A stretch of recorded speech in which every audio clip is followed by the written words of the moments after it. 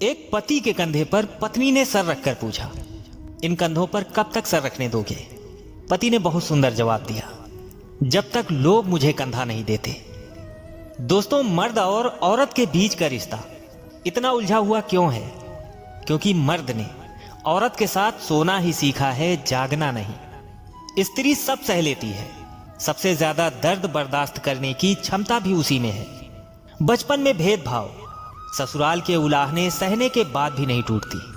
बस टूटती सिर्फ एक वजह से है कि जिस हमसफर के लिए सब त्याग कर आई, एक वही उसे समझ नहीं पाता।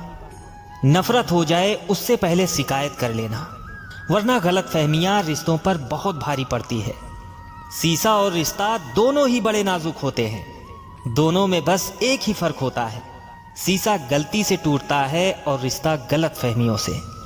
सच्चे रिश्तों की खूबसूरती एक दूसरे की गलतियों को बर्दाश्त करने में है, क्योंकि बिना कमी का इंसान तलाश करोगे तो अकेले रह जाओगे। यदि आप सही हैं तो आपको गुस्सा होने की जरूरत नहीं, और यदि आप गलत हैं तो आपको गुस्सा होने का कोई हक नहीं। जब किसी रिश्ते में जिद और अकड़ आ जाती है तो ये दोनों जीत जाते हैं और रिश्ता हार जाता है। याद रहे, गुस्सा करना अक्सर ही पछतावे का सबसे मुख्य कारण बनता है। इसलिए अपने गुस्से को सही दिशा दीजिए, आपकी जिंदगी बदल जाएगी। एक पति ने अपनी पत्नी से पूछा, अगर मैं तुमसे कुछ मांगने को कहूं तो तुम क्या मांगोगी? पत्नी बोली, अगर कभी मेरी आंखों में आंसू आए तो उन आंसुओं की वजह आप कभी मत बनना। दोस्तों, हर कोई कहता है बीबी सिर्फ तकलीफ देती है। कभी किसी ने यह नहीं कहा तकलीफ में हमारा साथ भी सिर्फ वही देती है। किसी महापुरुष ने क्या खूब कहा है, बेशक औरत पांव की जूती है उस मर्द के लिए जो खुद को पांव समझता है, और औरत सर का ताज है उस मर्द के लिए जो खुद को बादशाह समझता है। एक बात हमेशा याद रखना, ईश्वर के बाद हम सबसे अधिक ऋणी स्त्री के हैं।